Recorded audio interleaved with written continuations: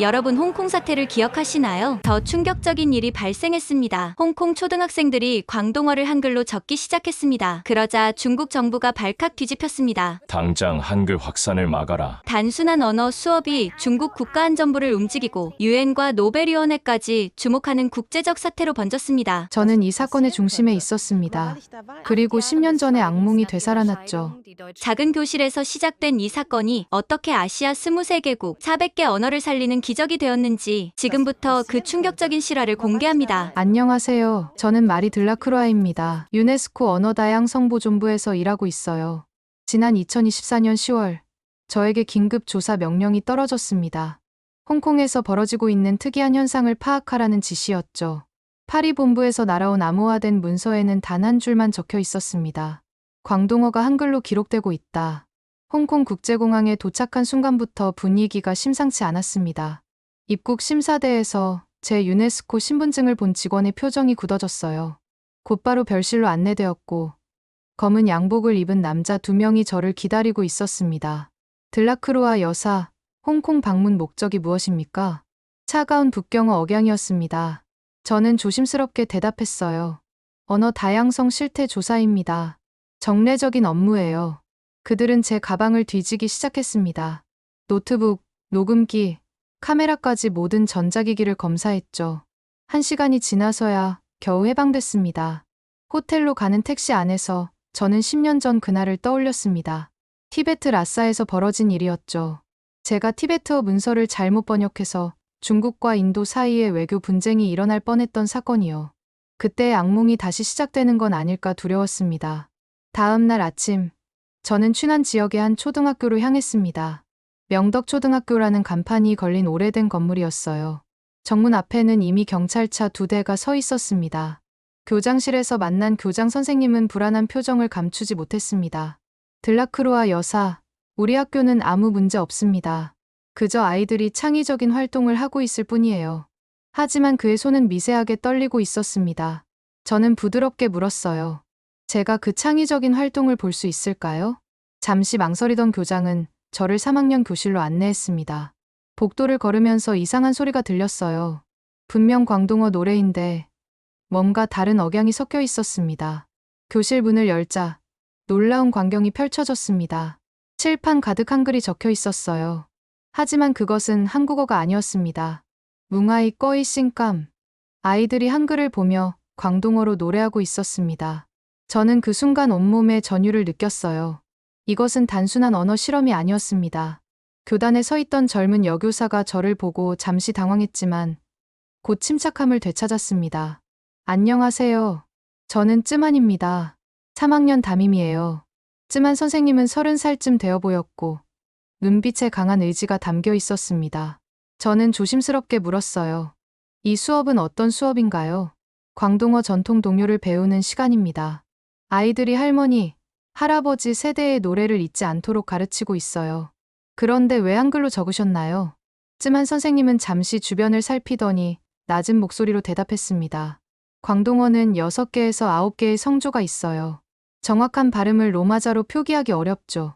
그런데 한글은 놀랍게도 우리말의 미묘한 차이를 완벽하게 표현할 수 있었습니다. 그때 한 아이가 손을 들었어요. 까만 단발머리에 큰 눈을 가진 8살 여자아이였습니다. 선생님, 제가 할아버지 월병 만드는 법도 한글로 적었어요. 보여드릴까요? 쯔만 선생님이 당황하며 말렸지만 아이는 이미 가방에서 낡은 공책을 꺼내고 있었습니다.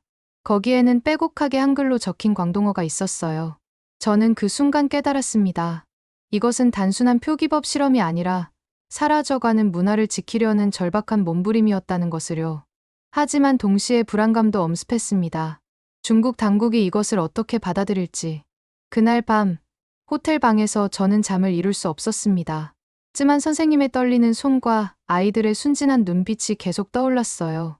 무엇보다 10년 전, 제가 저지른 실수가 악몽처럼 되살아났습니다.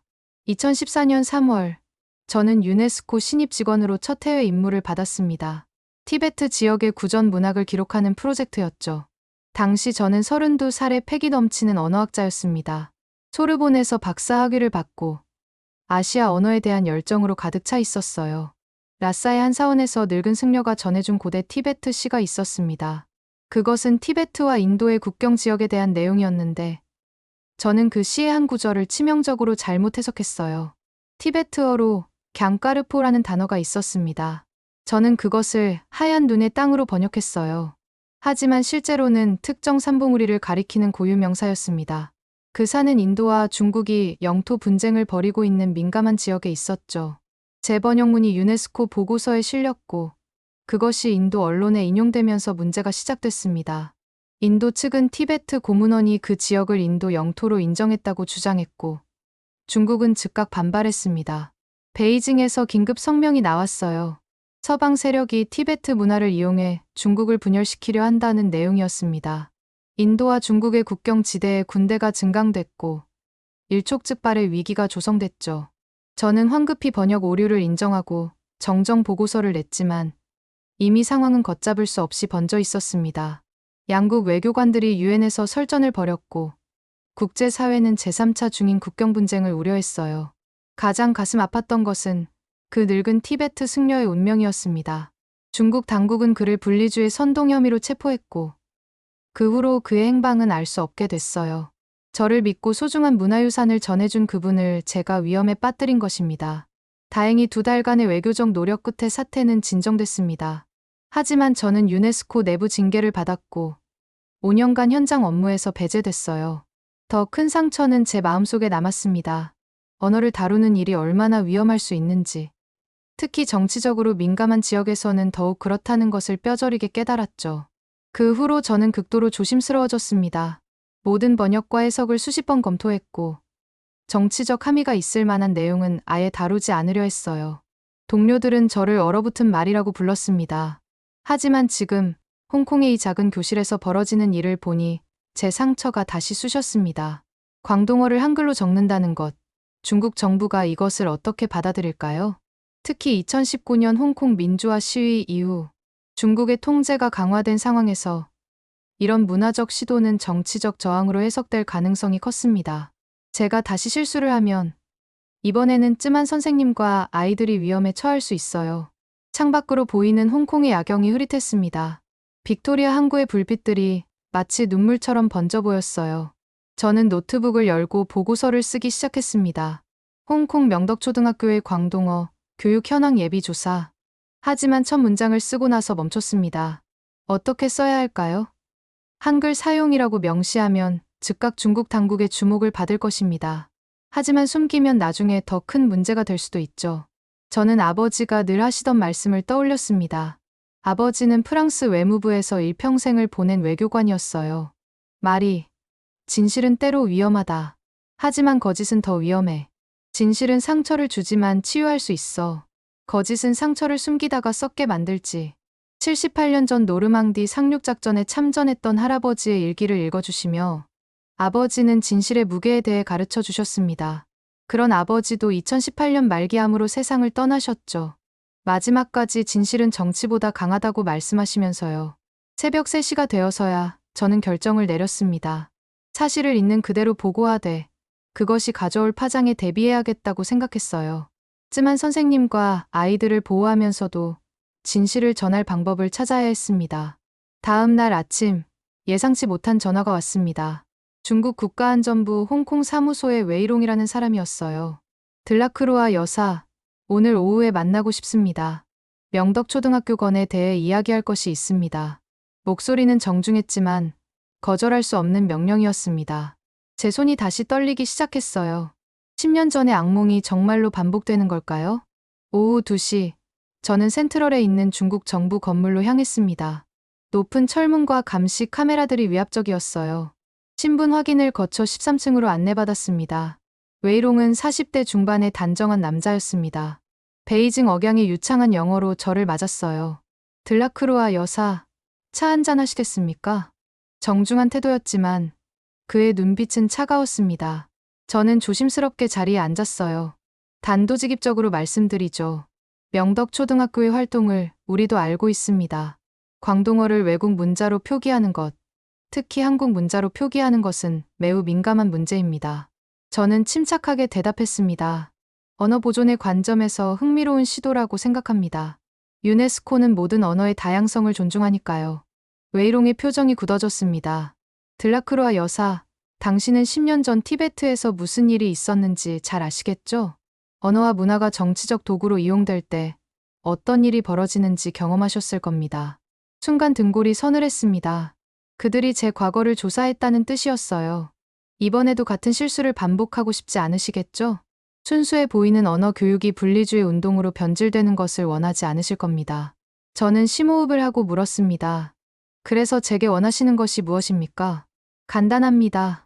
당신의 보고서에 이 활동이 문제없다고 써주시면 됩니다. 다만, 우리의 지도하에 진행되어야 한다고 덧붙여 주세요. 그 순간, 제 휴대폰이 울렸습니다. 쯤한 선생님이었어요. 죄송합니다만, 웨이롱이 손짓으로 받으라고 했습니다. 불안한 마음으로 전화를 받았어요. 들라크로아 여사님, 큰일 났어요. 까이니가 학교에 오다가 경찰에 연행됐습니다. 한글로 쓴 할아버지 노트를 가지고 있었대요. 심장이 멎는 것 같았습니다. 8살 아이가 경찰에 연행되다니요. 전화를 끊고 웨이롱을 봤습니다. 그는 이미 알고 있다는 표정이었어요. 어린 아이를 왜 연행했습니까? 조사를 위해서입니다. 걱정 마세요. 곧 돌려보낼 겁니다. 다만, 그는 서류 하나를 제게 밀었습니다. 이 문서에 서명하시면 더 빨리 해결될 겁니다. 문서를 읽어보니 충격적인 내용이었습니다. 명덕초등학교의 한글 교육이 한국 정부의 지원을 받고 있으며 홍콩 독립을 선동하는 활동이라는 허위 진술서였어요. 이건 사실이 아닙니다. 서명할 수 없어요. 웨이롱의 목소리가 차가워졌습니다. 그럼 그 아이는 더 오래 조사받아야 할 겁니다. 부모도 함께요. 저는 즉시 자리에서 일어났습니다. 이건 협박입니다. 유네스코 본부에 보고하겠습니다. 그러세요. 하지만 그 사이에 무슨 일이 일어날지는 장담 못합니다. 건물을 나와 택시를 탔습니다. 손이 계속 떨렸어요. 쯤한 선생님에게 전화를 걸었습니다. 선생님, 제가 지금 가고 있어요. 까이니 부모님과 연락됐나요? 네. 부모님도 경찰서로 가셨어요. 아버지가 실직 상태라 어머니 혼자 가셨대요. 명덕초등학교에 도착하니 학부모들이 모여 있었습니다. 다들 불안한 표정이었어요. 쯤한 선생님이 저를 빈 교실로 안내했습니다. 까이니가 가져간 노트가 뭔가요? 쯤한 선생님이 한숨을 쉬며 설명했습니다. 까이니 할아버지는 유명한 월병 장인이었어요. 1997년 홍콩 반환 전까지 센트럴에서 가게를 하셨죠. 특별한 레시피가 있었는데 그걸 광동어로만 전수하셨대요. 그런데 왜 한글로 적었나요? 할아버지가 작년에 치매에 걸리셨어요. 기억이 사라지기 전에 까이니가 레시피를 받아 적고 싶어 했죠. 그런데 아이가 한자를 잘 몰라서 수업 시간에 배운 한글로 적기 시작한 거예요. 쯤한 선생님이 서랍에서 사진을 꺼냈습니다. 까이니가 쓴 노트를 찍은 것이었어요. 딴찌우 삥짜이료 뭉아이 수이 10분 한글로 적힌 광동어 레시피였습니다. 글씨는 삐뚤빼뚤했지만 발음을 정확히 옮기려는 아이의 노력이 느껴졌어요. 까이니가 자랑스러워했어요. 할아버지가 가끔 정신이 돌아오실 때 이 노트를 보고 웃으셨대요. 자기가 어릴 때 쓰던 말이 그대로 적혀 있다고요. 저는 눈물이 날 뻔했습니다. 8살 아이가 사라져가는 가족의 역사를 지키려고 한 것뿐인데 그것이 국가안전법 위반이 된 것입니다. 선생님, 처음에 어떻게 한글로 광동어를 표기하게 되셨어요? 쯤한 선생님이 잠시 망설이다가 말했습니다. 사실 저도 우연히 발견했어요. 한국 드라마를 자막 없이 보려고 한글을 배우고 있었거든요. 그러다가 깨달았죠. 한글의 자음과 모음 조합이 광동어의 복잡한 소리를 놀랍도록 정확하게 표현한다는 것을요. 특히 광동어의 6개 성조는 로마자로는 표현이 어려워요. 숫자를 붙여야 하죠. 하지만 한글은 글자 자체에서 음의 높낮이가 직관적으로 보여요. 아를 어로 바꾸면 톤이 내려가는 느낌이 들잖아요. 그녀는 칠판의 예시를 들어 보였습니다. 마라는 글자는 엄마의 높은 톤, 머는 낮은 톤. 아이들이 금방 이해했어요. 그래서 전통 동요를 가르칠 때 사용하기 시작했습니다. 할머니들이 부르던 그대로의 발음을 지킬 수 있었거든요. 그때 한 학부모가 급히 들어왔습니다. 선생님, 까이니가 풀려났대요. 하지만 뭐예요? 경찰이 경고했대요. 다시 한글을 사용하면 부모까지 처벌받을 거라고요. 그날 저녁, 까인의 집을 방문했습니다. 침사추의 오래된 공공주택 15층이었어요. 좁은 복도는 빨래와 화분들로 가득했습니다. 문을 연 것은 까인의 어머니였습니다. 35살쯤 되어 보이는 그녀의 얼굴에는 피로가 가득했어요. 들어오세요. 까인이가 기다리고 있어요. 20평 남짓한 작은 집에는 온 가족이 모여 있었습니다. 까인은 할머니 옆에 앉아 있었는데 8살이라고는 믿기지 않을 만큼 침착해 보였어요. 까인아, 괜찮니? 아이가 고개를 끄덕였습니다. 하지만 손에는 밴드가 붙어 있었어요. 경찰서에서 지문을 찍었어요. 너무 세게 눌러서. 까인의 어머니가 울먹이며 설명했습니다. 8살짜리한테 지문 날인을 시키고 사진도 찍었어요. 범죄자 취급을 한 거예요. 저는 분노가 치밀었지만 침착함을 유지했습니다. 까인아, 할아버지 노트는 어떻게 됐니? 경찰이 가져갔어요. 돌려주지 않았어요. 아이의 목소리에는 슬픔이 묻어났습니다. 그때 구석에 앉아있던 할아버지가 갑자기 말씀하셨어요. 뚱짜이, 호우, 호우씩. 광동어로 무언가를 중얼거리셨습니다. 까인이 할아버지 손을 잡았어요.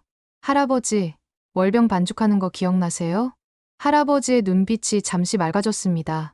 손으로 반죽하는 신용을 하시며 계속 무언가를 말씀하셨어요. 까인이 통역했습니다.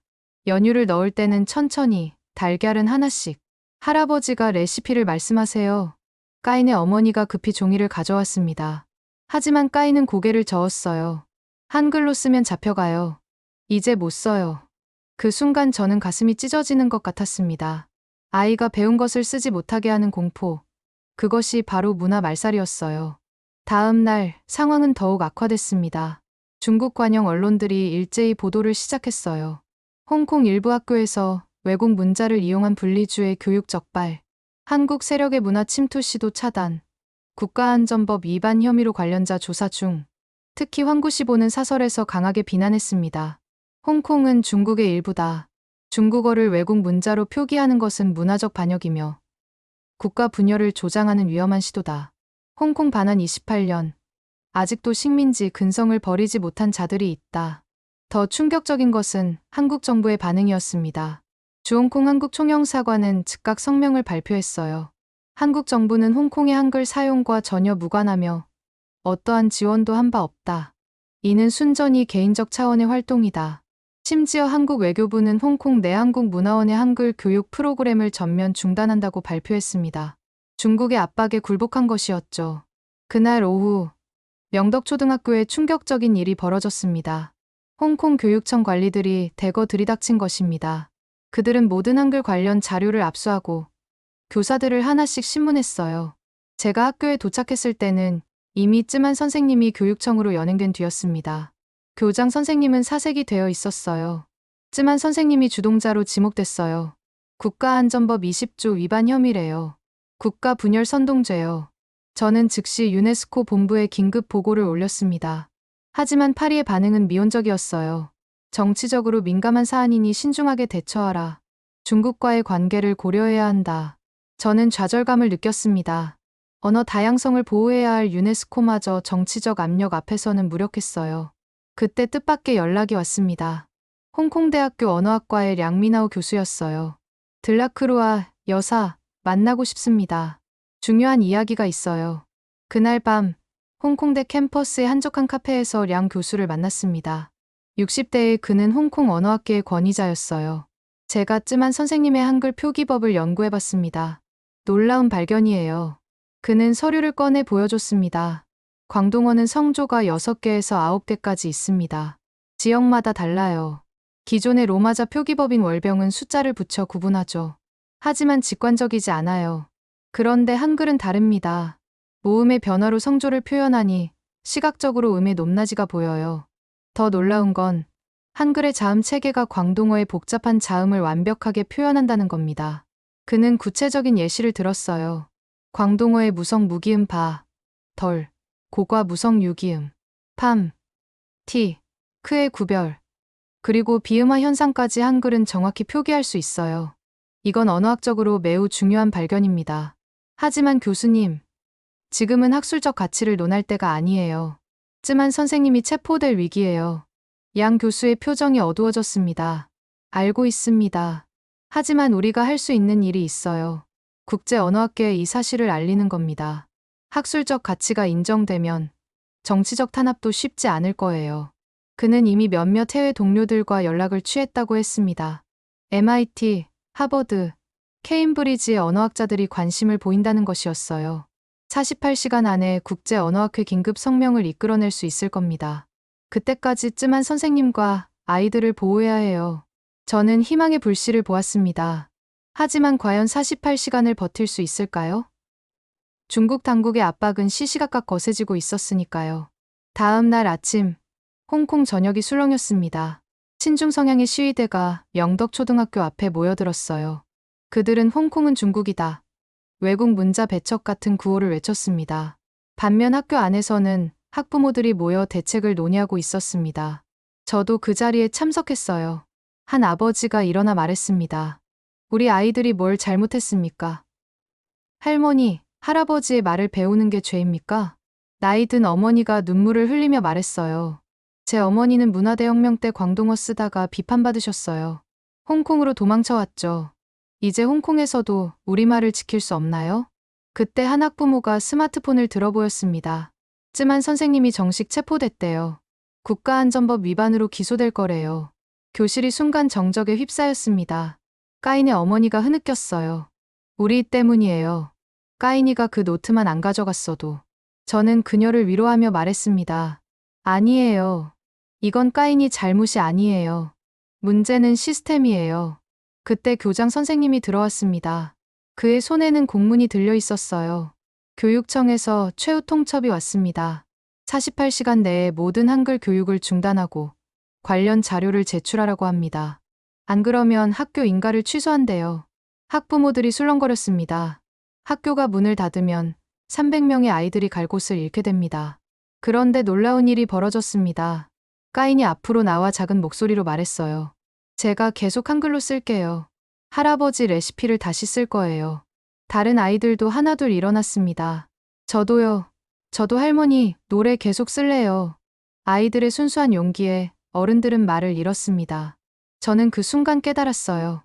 이것은 단순한 문자 논쟁이 아니라 정체성을 지키려는 투쟁이라는 것을. 오후에 저는 빅토리아 공원을 걸었습니다. 곳곳에서 광동어가 들렸지만 젊은이들은 점점 보통화를 쓰고 있었어요. 벤치에 앉아있던 할머니 한 분이 저에게 말을 걸었습니다. 광동어였지만 쯤한 선생님에게 배운 덕분에 조금은 알아들을 수 있었어요. 외국 분이신가요? 광동어 아세요? 제가 서툰 광동어로 대답하자 할머니는 기뻐하셨습니다. 요즘 젊은이들은 광동어 잘 못해요. 내 손자도 학교에서 보통어만 배워요. 할머니는 한숨을 쉬며 말을 이었습니다. 내가 어릴 때 부르던 노래들, 이제 아무도 몰라요. 가사도, 곡조도 다 잊혀가고 있어요. 저는 물었습니다. 혹시 그 노래들을 기록해 두셨나요? 한자로 쓰면 발음이 안 맞아요. 로마자는 너무 복잡하고. 그래서 그냥 마음속에만 간직하고 있어요. 순간쯤한 선생님의 한글 표기법이 떠올랐습니다. 만약 이 할머니가 한글을 안다면 그 노래들을 정확히 기록할 수 있을 텐데. 그날 저녁, 양 교수에게서 희망적인 소식이 왔습니다. MIT 언어학과에서 긴급 연구 결과를 발표할 예정이에요. 한글의 광동어 표기 효율성에 대한 과학적 분석이죠. 하버드와 옥스퍼드도 지지 성명을 준비 중이고요. 하지만 시간이 문제였습니다. 24시간밖에 남지 않았는데 과연 국제사회의 압력이 중국 정부를 움직일 수 있을까요? 그날 밤, 저는 빅토리아 피크에 올랐습니다. 홍콩의 야경이 한눈에 들어왔어요. 불빛 하나하나가 이 도시에 사는 사람들의 삶처럼 느껴졌습니다. 저는 아버지 생각이 났어요. 외교관이었던 아버지는 늘 어려운 선택의 기로에 서곤 했습니다. 한 번은 제게 이렇게 말씀하셨죠. 말이, 외교란 때로는 타협이야. 하지만 양보할 수 없는 가치가 있어. 인간의 존엄성과 문화적 권리는 절대 포기하면 안 돼. 아버지는 알제리 독립전쟁 때 프랑스 정부의 입장과 달리 알제리인들의 문화적 권리를 옹호하다가 좌천되기도 했습니다. 하지만 끝까지 신념을 굽히지 않으셨죠. 진실은 정치보다 강하다는 아버지의 마지막 말씀이 귓가에 울렸습니다. 저는 결심했습니다. 더 이상 방관자로 있을 수 없었어요. 유네스코 직원으로서, 그리고 한 인간으로서 행동해야 할 때였습니다. 호텔로 돌아와 노트북을 열었습니다. 그리고 쓰기 시작했어요. 유네스코 긴급 성명서, 초안 홍콩의 언어 다양성 보호에 관하여. 저는 쯤한 선생님과 아이들의 이야기를 담담히 적었습니다. 학술적 가치와 문화적 의미를 강조하며 이것이 정치적 문제가 아닌 인류 보편의 가치임을 역설했어요. 새벽 4시까지 글을 다듬었습니다. 그리고 파리본부뿐 아니라 전 세계 유네스코 지부와 협력기관에 발송했어요. 동시에 주요 언론사에도 보냈습니다. 아침이 되자 예상치 못한 일이 벌어졌습니다. 제 성명서가 소셜미디어에서 급속도로 확산되기 시작한 거예요.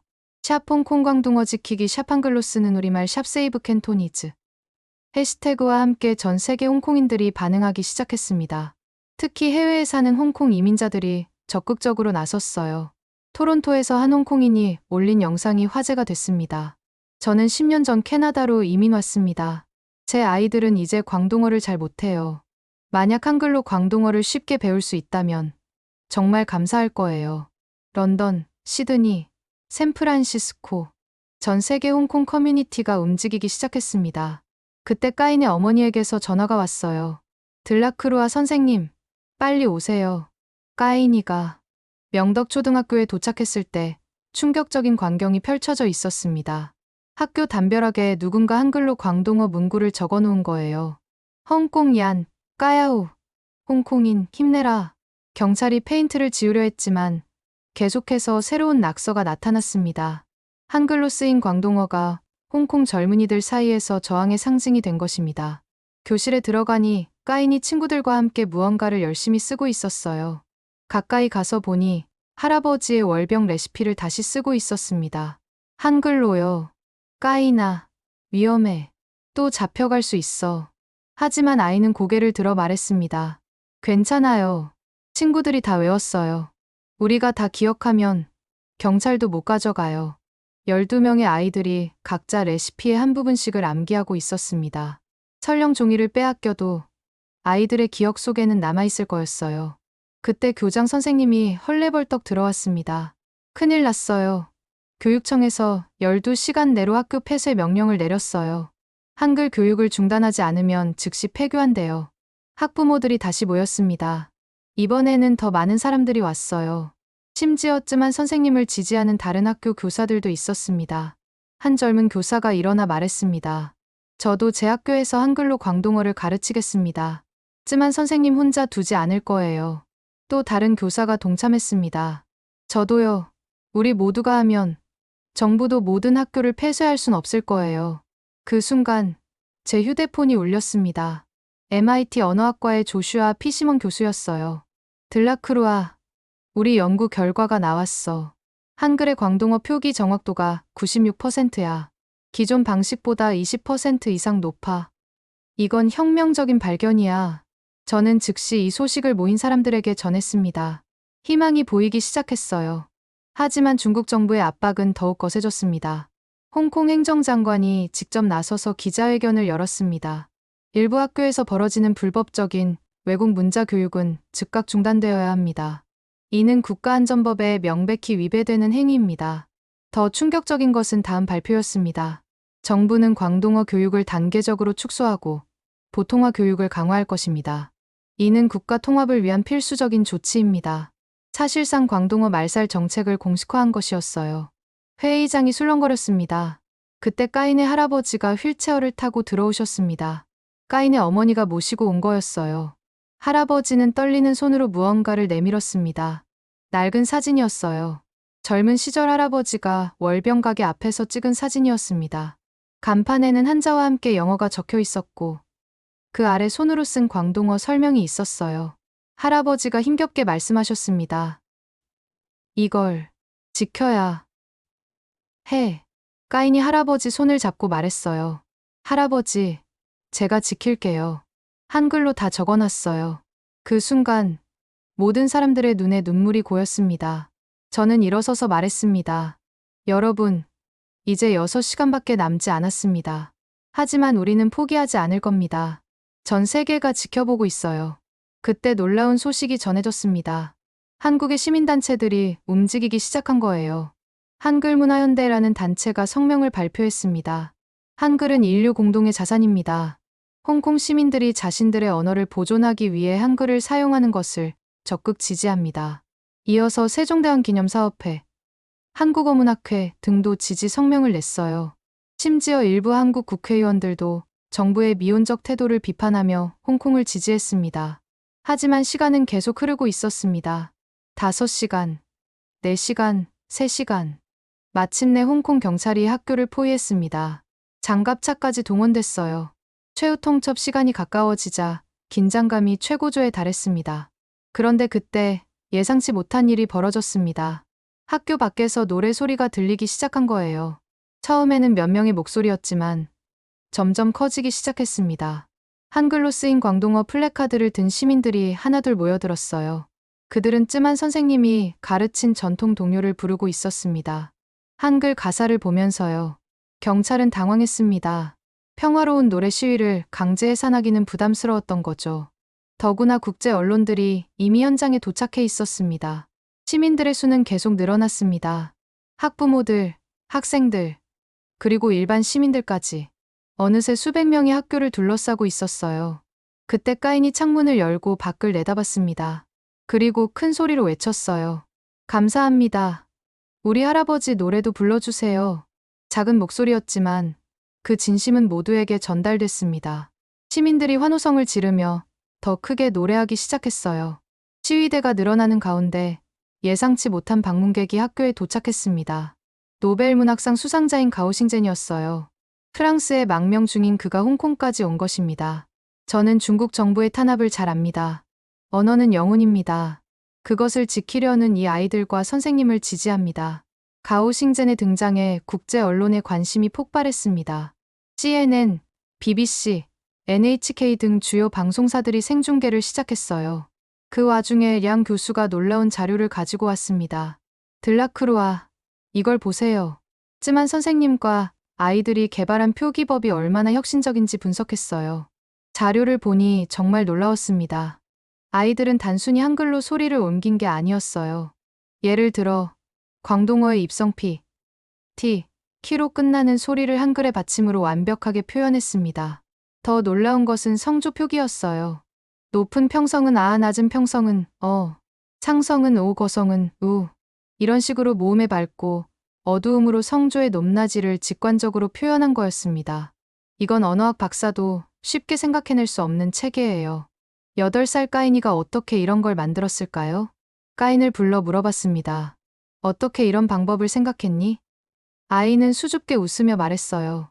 할아버지가 노래하실 때 목소리가 올라가면 밝은 느낌이고 내려가면 어두운 느낌이었어요. 그래서 밝은 모음, 어두운 모음으로 구분했어요. 천재는 이렇게 단순하고 직관적인 거였습니다. 쯤한 선생님의 공헌도 컸습니다. 비록 지금은 구치소에 있지만 그녀가 만든 교육 자료를 보니 체계적이고 과학적이었어요. 그녀는 한글의 자음 체계를 광동어의 복잡한 자음에 맞춰 확장했습니다.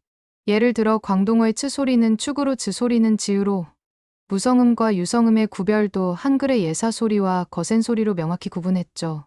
양 교수가 흥분해서 말했습니다. 이 체계를 사용하면 광동어뿐만 아니라 중국의 모든 방언을 정확히 표기할 수 있어요. 상하이어, 민남어, 객가어까지도요. 그때 미국에서 화상 연결이 왔습니다. MIT, 하버드, 예일, 스탠퍼드의 언어학자들이 공동 기자회견을 열고 있었어요. MIT의 피시먼 교수가 발표했습니다. 홍콩의 어린 학생들이 개발한 한글 광동어 표기법은 언어학 역사상 가장 혁신적인 발견 중 하나입니다. 이는 멸종위기 언어 보존의 새로운 패러다임을 제시합니다. 하버드의 중국어 전문가 윌리엄 백스터 교수도 거들었어요. 중국의 수많은 방언들이 표준 중국어 정책으로 사라지고 있습니다. 한글 표기법은 이들을 구할 수 있는 효과적인 도구입니다. 이 발표가 나가자 상황이 급변했습니다. 유네스코 사무총장이 직접 성명을 발표했어요. 홍콩의 언어 다양성은 보호되어야 합니다. 쯤한 선생님의 즉각 석방과 학생들의 교육권 보장을 촉구합니다. 유럽연합, 미국 국무부도 잇따라 우려를 표명했습니다. 하지만 가장 결정적인 것은 홍콩 시민들의 반응이었어요. 학교 밖 시위대가 이제 수천 명으로 늘어났습니다. 더 놀라운 것은 그들이 모두 한글로 쓴 피켓을 들고 있다는 거였어요. 헝콩 까야우, 홍콩 힘내라, 몬땡뚱화 광동어를 지키자, 찌으자이 찌싸이, 자유와 민주. 소셜미디어는 폭발했습니다. 인스타그램, 틱톡, 트위터에서 샵 한글로 쓰는 광동어 챌린지가 시작됐어요. 전 세계 홍콩인들이 자신들의 고향 음식, 어린 시절 노래, 할머니의 속담을 한글로 적어 올렸습니다. 런던의 한 홍콩 이민자는 이렇게 썼어요. 찹신 민찐, 엉뚱꼬이 호이 호흡감, 이까 호이엔 찌띵또, 엉꺼이찌 뚱 은꺼 뽀우. 30년 전 나는 광동어를 쓸 수 없었다. 이제 한글 덕분에 나는 다시 나의 말을 찾았다. 최후 통첩 시간이 30분 남았을 때 드디어 변화가 왔습니다. 홍콩 정부 대변인이 긴급 브리핑을 열었어요. 정부는 교육 다양성을 존중합니다. 명덕 초등학교의 교육 방식에 대해 재검토하겠습니다. 일단 폐교 명령은 보류합니다. 하지만 완전한 승리는 아니었습니다. 쯔만 선생님은 여전히 구치소에 있었고 정부의 입장도 모호했어요. 그때 까인이 제 손을 잡고 말했습니다. 선생님, 우리가 이긴 거예요. 저는 아이를 안으며 말했어요. 아직이야. 하지만 포기하지 않으면 반드시 이길 거야. 그날 밤 놀라운 일이 벌어졌습니다. 홍콩의 젊은 프로그래머들이 모여서 만든 앱이 출시된 거예요. 광동어 한글 번역기. 스마트폰으로 광동어를 입력하면 즉시 한글로 변환해주는 앱이었습니다. 까인과 쯔만 선생님의 표기법을 디지털화한 거죠. 출시 12시간 만에 다운로드 수가 10만을 넘었습니다. 홍콩뿐만 아니라 전 세계 광동어 사용자들이 관심을 보였어요. 앱을 만든 젊은 개발자 팀을 만났습니다. 리더는 25살의 앨런 웡이었어요. 우리는 2019년 시위 때 물처럼 되자는 전략을 썼죠. 이번에도 마찬가지예요. 정부가 학교를 막으면 우리는 디지털로 갑니다. 앱에는 특별한 기능이 있었습니다. 사용자들이 직접 광동어 단어와 표현을 한글로 입력하고 공유할 수 있는 거예요. 일종의 집단 지성 사전이었죠. 24시간 만에 5,000개가 넘는 단어가 등록됐습니다. 할머니들의 요리법, 전통 속담, 옛날 동요까지 모든 것이 한글로 기록되고 있었어요. 중국 정부는 즉시 앱을 차단하려 했습니다. 하지만 개발자들은 이미 대비책을 마련해 두었어요. 우리는 여러 서버에 분산 저장했어요. 하나를 막으면 다른 곳에서 다시 올립니다. 앱은 계속 진화했습니다. 음성 인식 기능이 추가되어 할머니들이 말로 하면 자동으로 한글로 변환됐어요. AR 기능도 생겨서 스마트폰으로 간판을 비추면 한글 표기가 나타났죠. 이 디지털 저항은 예상치 못한 결과를 낳았습니다. 싱가포르의 광동어 사용자들이 합류했습니다. 말레이시아, 인도네시아, 태국의 화교들도 동참했어요. 심지어 대만의 민남어 사용자들도 관심을 보였습니다. 우리도 민남어를 한글로 표기하고 싶어요. 베트남의 화교 단체에서 연락이 왔습니다. 우리 조상들의 광동어를 지키고 싶습니다. 한글 표기법을 가르쳐 주세요. 순식간에 범아시아적 언어 보존 운동이 된 거예요. 그런데 가장 놀라운 반응은 한국에서 왔습니다. 한국의 한 초등학교에서 까인의 이야기를 수업 시간에 다뤘대요. 그러자 한국 아이들이 편지를 보내왔습니다. 까인아, 너는 정말 용감해. 우리 한글이 너희 말을 지키는 데 도움이 된다니 자랑스러워. 할아버지 월병 레시피 꼭 지켜. 우리도 응원할게. 까인은 이 편지들을 읽으며 처음으로 환하게 웃었어요. 그때 드디어 기다리던 소식이 왔습니다. 쯔만 선생님이 석방됐다는 거예요. 국제적 압력과 시민들의 저항에 홍콩 정부가 한 발 물러선 겁니다. 하지만 조건이 있었어요. 더 이상 학교에서 한글 교육을 하지 않겠다는 서약서에 서명해야 한다는 거였죠. 쯔만 선생님은 단호히 거절했습니다. 저는 서명하지 않을 거예요. 아이들의 언어를 지킬 권리는 양보할 수 없습니다. 결국 그녀는 조건 없이 석방됐습니다. 시민들의 압력이 너무 거셌던 거죠.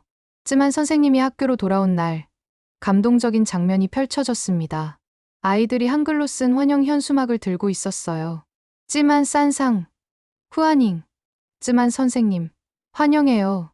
선생님은 눈물을 흘리며 아이들을 안았습니다. 너희들이 지켜줘서 고마워. 우리 계속 함께 공부하자. 하지만 싸움은 아직 끝나지 않았습니다. 중국 정부는 여전히 이 운동을 주시하고 있었고 언제든 다시 탄압할 수 있었어요. 그때 뜻밖의 제안이 왔습니다. 유네스코 사무총장이 직접 전화를 걸어왔어요. 들라크루아, 당신이 주도해서 세계 소수 언어 보존을 위한 한글 활용 프로젝트를 만들어 주세요. 홍콩을 시작으로 전 세계로 확대하는 겁니다.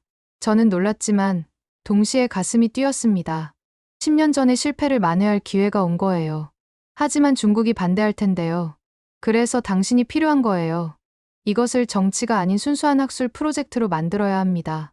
일주일 후 파리 유네스코 본부에서 긴급 회의가 열렸습니다. 화상으로 전 세계 언어학자들이 참여했어요. 저는 홍콩의 사례를 상세히 발표했습니다. 까인의 월병 레시피부터 쯔만 선생님의 교육법, 그리고 디지털 앱까지 모든 것을 설명했죠. 하지만 반응은 엇갈렸습니다. 중국 대표는 강하게 반발했어요. 이것은 문화 제국주의입니다. 왜 중국의 언어를 한국 문자로 써야 합니까? 러시아 대표도 우려를 표했습니다. 우리도 소수 언어가 많습니다. 하지만 외국 문자를 쓰는 것은 민감한 문제예요. 반면 아프리카 국가들은 적극적이었습니다. 케냐 대표가 말했어요. 우리는 수백 개의 부족 언어가 있습니다. 로마자로는 성조를 표현할 수 없어요. 한글이 해답이 될 수 있습니다. 인도 대표도 지지했습니다. 인도에는 700개가 넘는 언어가 있습니다. 많은 언어들이 문자가 없어 사라지고 있어요. 한글이 이들을 구할 수 있다면 환영합니다. 논쟁이 치열해졌습니다. 그때 제가 일어나 말했어요. 여러분, 10년 전 저는 언어 때문에 큰 실수를 했습니다. 티베트어를 잘못 해석해서 국제 분쟁을 일으킬 뻔했죠. 그때 깨달았습니다. 언어는 정치보다 중요하다는 것을요. 회의장이 조용해졌습니다. 홍콩의 8살 까인이는 할아버지의 레시피를 지키고 싶었을 뿐입니다. 쯔만 선생님은 아이들에게 조상의 노래를 가르치고 싶었을 뿐이에요. 이것이 왜 정치가 되어야 합니까? 세종대왕이 한글을 만든 이유를 아십니까? 나란 말이 중국과 달라 서로 통하지 않으니 백성들이 말하고자 하는 바가 있어도 제 뜻을 펴지 못하는 자가 많다. 내가 이를 불쌍히 여겨 새로 28글자를 만드니 사람마다 쉽게 익혀 날마다 쓰는데 편하게 하고자 할 따름이다. 라고 말씀하셨습니다. 이것이 바로 한글의 정신입니다. 모든 사람이 자신의 말을 자유롭게 표현할 수 있도록 하는 것. 지금 홍콩 아이들이 하고 있는 일이 바로 그것입니다. 잠시 침묵이 흘렀습니다. 그때 노벨문학상 수상자 가오싱젠이 화상으로 발언권을 요청했어요. 저는 중국에서 태어났지만 프랑스 시민입니다. 모국어로 글을 쓸 자유를 잃어본 사람으로서 말합니다. 언어는 영혼입니다. 그것을 지킬 권리는 인간의 기본권입니다. 이어서 세계 각지의 증언이 이어졌습니다. 브라질 아마존의 원주민 대표가 말했어요. 우리 부족 언어는 30명만이 쓰고 있습니다. 문자가 없어서 젊은이들이 배우지 못해요. 한글로 기록할 수 있다면 우리 언어를 구할 수 있습니다. 뉴질랜드 마오리족 언어학자도 발언했습니다. 우리는 150년간 영어의 압박을 받았습니다. 이제야 마오리어를 되살리고 있어요. 홍콩의 노력을 지지합니다. 투표 시간이 되었습니다. 세계 소수 언어 보존을 위한 한글 활용 프로젝트 승인 여부를 결정하는 역사적인 순간이었어요. 결과는 찬성 142표, 반대 23표, 기권 31표. 압도적인 찬성으로 통과됐습니다. 하지만 중국 대표는 끝까지 반대했어요. 이것은 유네스코가 정치적 중립을 위반한 것입니다. 중국은 재고를 요구합니다. 그때 홍콩에서 실시간으로 연결된 화면이 켜졌습니다. 까인과 친구들이 나타났어요. 까인이 떨리는 목소리로 말했습니다. 어른들께 부탁드려요. 우리가 할머니, 할아버지 말을 배우는 걸 막지 말아주세요. 우리는 그저 우리가 누구인지 잊고 싶지 않아요. 그 순수한 호소에 많은 대표들이 눈물을 글썽였습니다. 중국 대표도 잠시 말을 잃었다가 한숨을 쉬며 자리에 앉았어요. 유네스코 결정 이후 전 세계에서 놀라운 일들이 벌어지기 시작했습니다. 먼저 학술계가 움직였어요.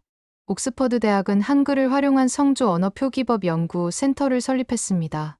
MIT는 까인과 쯔만 선생님을 초청해 특별 강연을 열었어요. 하버드는 디지털 시대의 언어 보존 프로젝트를 시작하며 홍콩 앱 개발팀과 협력하기로 했습니다. 가장 놀라운 것은 노벨위원회의 관심이었습니다. 홍콩의 언어 보존 운동은 인류 문화 다양성 보호의 모범 사례입니다. 노벨상 후보로 검토하겠습니다. 까인이 미래의 노벨상 후보가 될 수도 있다는 거예요. 한국에서는 까인을 위한 100만 서명 운동이 시작됐어요. 세종대왕의 한글 창제 정신을 이어받아 전 세계 소수 언어를 돕자는 캠페인이었죠. 놀랍게도 한국 정부의 입장이 바뀌었습니다. 문화체육관광부 장관이 발표했어요. 한글은 한국만의 문자가 아니라 인류의 자산입니다. 정부는 한글 세계 언어 보존 지원 사업을 시작하겠습니다. 이어서 세종학당을 통해 전 세계의 한글 언어 보존 교육을 지원하겠다고 약속했습니다. 기업들도 동참했어요. 네이버는 AI 기술을 활용한 소수 언어 한글 변환기, 베타 버전을 공개했어요. 카카오는 한글로 쓰는 세계 언어, 이모티콘을 출시했죠. 하지만 가장 중요한 변화는 중국에서 일어났습니다. 베이징 대학의 언어학과 교수들이 공개 서한을 발표한 거예요. 학문에는 국경이 없다.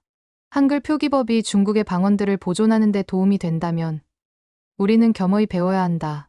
이어서 충격적인 고백이 이어졌습니다. 사실 우리도 내부적으로 한글 표기법을 연구하고 있었다. 사천어, 객가어, 오어 등 여러 방언의 정확한 표기에 한글만큼 효과적인 문자는 없었다. 중국 정부는 당황했지만 학자들의 목소리는 계속됐습니다. 상하이의 한 언어학자는 이렇게 말했어요. 문화대혁명 때 우리는 수많은 방언과 소수민족 언어를 잃었다. 같은 실수를 반복해서는 안 된다. 광저우의 언어보존 단체는 더 나아갔습니다. 우리는 홍콩의 용기 있는 시도를 지지한다. 광동어는 우리 모두의 자산이다. 마침내 중국 정부도 입장을 조정했습니다. 학술적 차원에서 다양한 표기법을 연구하는 것을 막지 않겠다. 완전한 승인은 아니었지만 큰 진전이었어요. 변화는 빠르게 일어났습니다.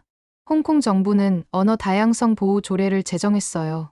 광동어 교육을 보장하고 다양한 표기법 사용을 허용하는 내용이었죠. 명덕초등학교는 유네스코 언어 다양성 시범학교로 지정됐습니다. 전 세계에서 교육자들이 견학을 왔어요. 쯔만 선생님은 이제 홍콩의 영웅이 되었습니다.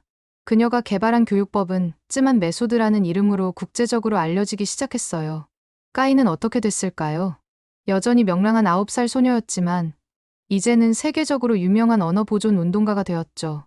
하지만 그녀에게 가장 중요한 것은 따로 있었어요.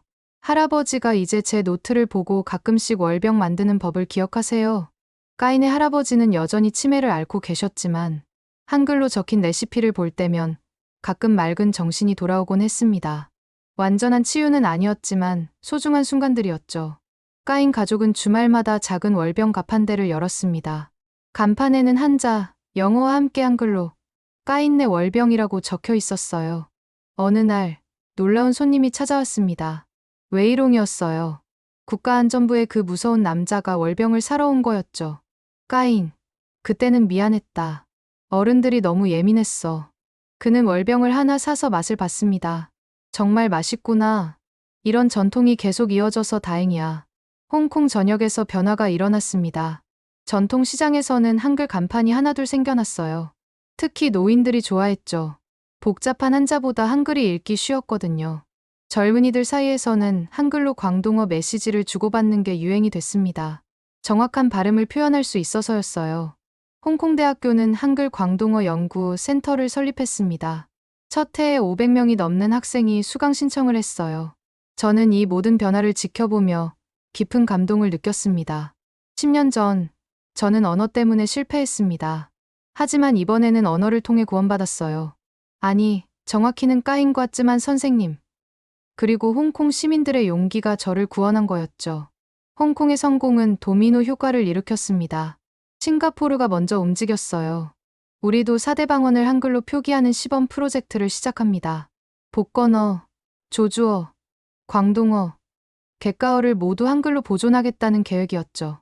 말레이시아도 뒤따랐습니다. 페낭의 복건어, 쿠알라룸푸르의 광동어, 사바의 객가어, 화교 방언을 한글로 기록하는 민간 운동이 시작됐어요. 인도네시아에서는 더 적극적이었습니다. 우리는 700개가 넘는 지역 언어가 있습니다. 한글 표기법을 연구하겠습니다. 자카르타 대학교는 누산타라 언어 한글 연구 프로젝트를 시작했어요. 태국, 필리핀, 베트남의 화교 사회도 관심을 보였습니다.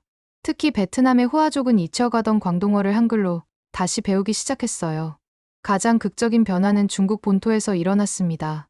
광저우의 한 대학에서 공개적으로 한글 광동어 특강을 열었어요. 처음엔 조심스러웠지만 학생들의 반응이 폭발적이었습니다. 드디어 우리 할머니가 쓰시던 말을 정확히 적을 수 있게 됐어요. 상하이에서도 비슷한 움직임이 있었습니다. 상하이어를 한글로 표기하는 학술 모임이 생겼어요. 푸젠성에서는 민남어를, 광시성에서는 장어를, 후난성에서는 상어를, 중국 전역에서 방언을 한글로 연구하는 학술 활동이 조용히 퍼져나갔습니다. 중국 사회과학원에서도 공식 연구를 시작했어요. 한글을 활용한 중국 방언 표기법 비교 연구. 사실상 한글 표기법의 학술적 가치를 인정한 거였죠. 이 소식에 한국은 기뻐했습니다. 세종대왕 탄신 이래 대규모 기념 행사가 열렸어요. 한글, 세계와 소통하다라는 주제로요. 까인과 쯤한 선생님이 초청받아 왔습니다. 까인은 세종대왕 동상 앞에서 감사 인사를 전했어요. 세종대왕님, 감사합니다. 대왕님이 만드신 글자가 우리 할아버지의 말을 지켜주었어요. 이제 전 세계 많은 사람들이 자기 말을 지킬 수 있게 됐어요. 청중들의 박수가 이어졌습니다. 한국 언론들은 앞다퉈 보도했어요. 한글, 인류 언어 보존의 희망이 되다. 세종대왕의 애민정신. 600년 만에 세계로. 까인 효과. 아시아 전역으로 확산. 하지만 저에게 가장 감동적이었던 것은 다른 곳에서 일어난 일이었습니다. 아프리카 케냐에서 연락이 왔어요. 우리도 시범적으로 몇몇 부족 언어를 한글로 기록하기 시작했습니다. 톤 언어 표기에 매우 효과적입니다. 브라질 아마존에서도 소식이 왔습니다. 멸종 위기의 원주민 언어 보존을 위해 한글 표기법을 연구하고 있습니다. 북극의 이누이트, 시베리아의 소수민족, 파푸아뉴기니의 부족들. 전 세계 곳곳에서 한글로 자신들의 언어를 보존하려는 시도가 시작됐어요. 유네스코는 이런 움직임을 공식 지원하기로 했습니다. 한글은 소수 언어 보존에 효과적인 도구임이 입증됐습니다. 각국의 자발적 선택을 지원하겠습니다. 반년이 지난 지금, 저는 다시 홍콩에 있습니다. 명덕초등학교는 이제 언어 다양성 교육의 메카가 됐어요. 매달 전 세계에서 교육자들이 방문합니다. 까이는 9살이 됐습니다. 여전히 밝고 호기심 많은 아이예요. 오늘도 할아버지와 함께 월병을 만들고 있었죠. 할아버지는 여전히 치매를 앓고 계시지만 월병을 만들 때면 행복해 보이셨어요. 까이나, 이제 너가 다른 아이들에게도 가르쳐 줘야 해. 네. 할아버지, 한글로 쓴 레시피로 가르칠게요. 쯤한 선생님은 이제 홍콩 교육청의 언어 다양성 자문위원이 됐습니다. 전 홍콩의 학교에 한글 광동어 교육을 보급하는 일을 하고 있어요. 저는 어떻게 됐을까요? 10년 전의 실패를 완전히 극복했습니다. 이제 저는 유네스코 아시아 태평양 지역 언어 다양성 특별 조정관이 됐어요. 매일 전 세계에서 새로운 소식이 들려옵니다. 오늘은 필리핀에서 타갈로그어 방언을 한글로 기록했다는 소식이, 내일은 인도네시아에서 자바어 고어를 한글로 복원했다는 소식이, 최근 통계로는 아시아 태평양 지역 23개국에서 400여 개 언어가 한글 표기법을 연구하거나 시범 적용하고 있습니다. 세종대왕이 600년 전 창제한 한글이 이제 아시아 전역의 언어를 지키는 도구가 되고 있어요. 저는 오늘도 빅토리아 항구를 바라보며 생각합니다. 언어는 단순한 의사소통 도구가 아니라 정체성이고 역사이고 영혼입니다. 그것을 지키는 일은 정치나 국경을 넘어서는 인류 보편의 가치예요. 한글은 이제 한국의 문자만이 아닙니다. 자신의 목소리를 지키고 싶은 모든 이들의 희망이 됐습니다. 까인의 작은 노트에서 시작된 이야기가 아시아를 변화시킨 것처럼 작은 용기가 큰 변화를 만들 수 있다는 것을 우리는 목격했습니다. 한글은 오늘도 세상에 잊혀가는 목소리들을 되살리고 있습니다. 지금까지 홍콩에서 시작된 한글 언어 보존 운동의 실화를 바탕으로 한 이야기를 들려드렸습니다. 8살 까인이의 작은 용기가 어떻게 아시아 전역에 희망을 전파했는지 보셨나요? 언어는 우리의 정체성이자 영혼입니다. 그것을 지키는 일은 우리 모두의 책임이에요. 만약 이 이야기가 감동적이셨다면 전 세계에서 사라져가는 언어들을 지키기 위해 이 영상을 공유해 주세요. 작은 공유 하나가 또 다른 까인이를 만들 수 있습니다. 구독과 좋아요도 잊지 마시고요. 다음에도 더 감동적인 이야기로 찾아뵙겠습니다. 지금까지 감동 편지함이었습니다. 감사합니다.